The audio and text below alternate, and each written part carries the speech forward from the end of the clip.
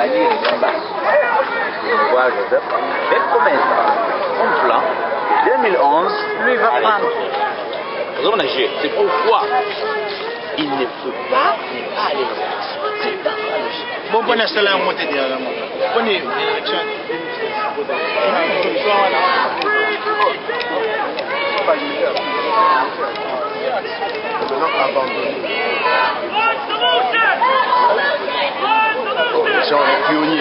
Ceux qui travaillaient au papa. Bon, ndeko nakuta na Washington président na Maison Blanche. Oza mwana Congo, n'est-ce pas? Ya, naza mwana Congo. Tofandi à Washington, tuyaki pona rassemblement ba Congolais, tous les Congolais au bazali na posa mboka, au bazali na développement mboka. Tuyaki ko pesa message et pas Barack Obama. To pesa message na capitale du monde. Yemoko. Message na biso to potisi memo na biso, bazui memo na biso. Message déjà que nous voulons plus les dictateurs en Afrique. Oui. Nous voulons pas les dictateurs plus précisément au Congo. Nous disons Kabila dégage. Yo komo nani précisément na vision yo na Congo ezali ndenge nini? Bon, vision ngeko pona Congo trop c'est trop. Trop c'est trop. Quand on dit trop c'est trop, tout le monde a viol, la est, tout le monde a arrestation, la Chibeya, Mama Tungulu, tu vois, beaucoup de choses qui ne vont pas là-bas au Congo. Nous voulons que le peuple congolais puisse se réveiller, puisque le Congolais puisse voir de l'avant. Nous voulons une nouvelle Congo, avec des nouveaux animateurs, tu vois, comme dit Papa Tshisekedi. Nous voulons que les Congolais puissent changer les mentalités. Nous voulons que cette élection qui va venir, les Congolais puissent choisir qui doit voter normalement.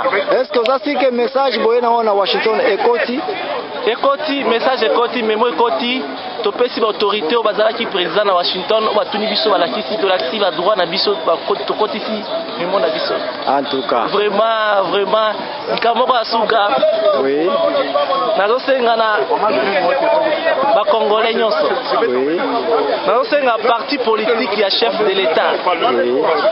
Pour na honneur ya président Joseph Kabila. Nazo senga Joseph Kabila la vote hier mon on a commencé par le président pour voter Etienne Tshisekedi comme président. En tout cas.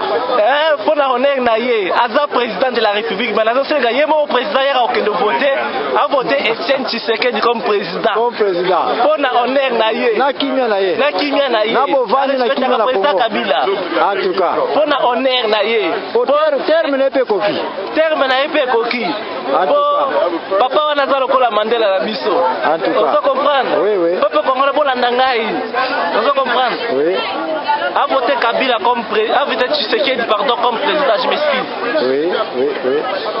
C'est ça pour nous on est na Tshisekedi aza papa a rebongisaka mboka tiali ni tout droit peut-être en 2016 2011 Kabila kozonga sous to voter na biso e. Ah, OK. Vous comprenez? Problème ezate mais pour na honneur to linga mboka zona ali na kimia ya Congo. Na kimia Congo. Parce que ba vie wana ba okende na bango to tika na ba jeune notre ba Joseph Kabila ba Kamere bazoya ba politique. Siko yonde ko yaki avant bobandaki na RI président parce que biso to na retard na ba Jacques Matanda. To bandaki marche na biso, to bandaki manifestation na biso précisément na 13h. Na 13h. Ba yaki belé na niveau s'attendre. Bon, normalement quand batu ba yaki belé, eza problème batute. Eza problème batu ba yaki ebelé, batu ba yaki mais problème batu eza lango faux débat, batu ba yaki ebelé o ezali capitale du monde.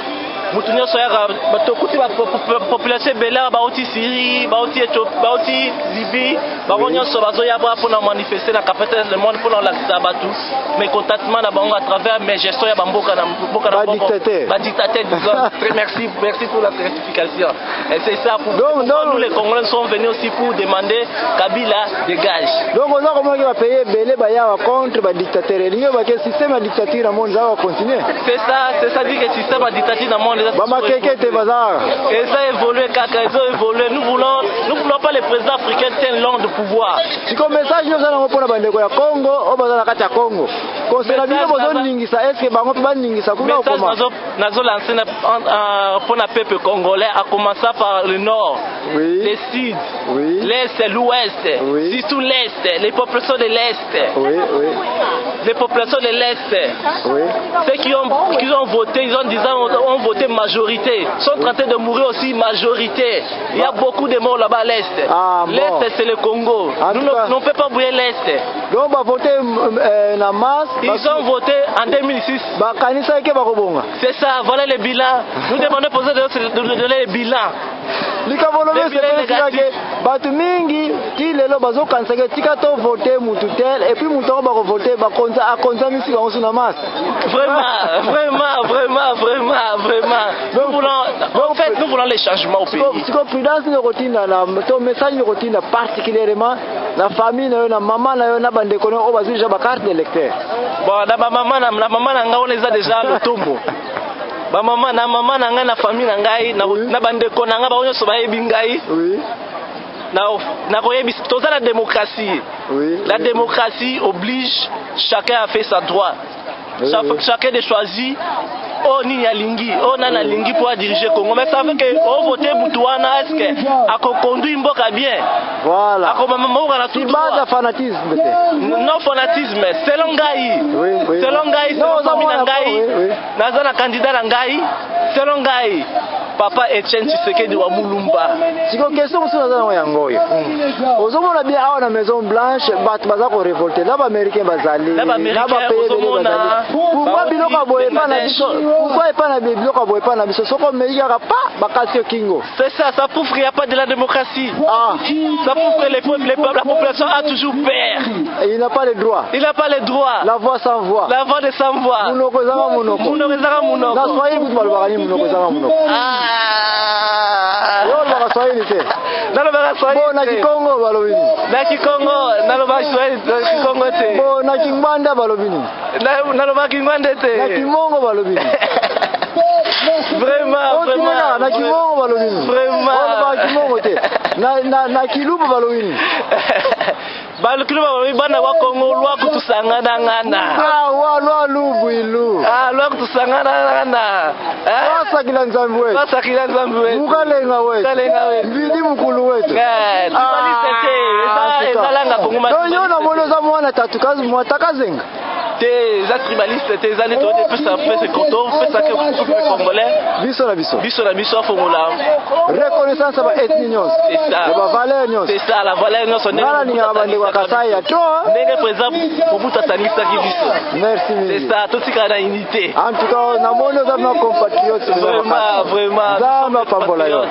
Voilà. En tout cas, on a sepelé kokuta na Yesu. Kimia. Vive le Congo. Vive le Congo. Vive les élections. Un seul peuple. Vive Etienne Tshisekedi wa Mulumba comme président de la République. Pas de balkanisation. Pas de balkanisation du pays. Nani a dégagé? Kabila dégage. Alléluia. Amen. Kabila dégage. Voilà. Merci Nyatuka. Thank you very much. Thank you. Mwana ya Congo. Nakata mboka papaya.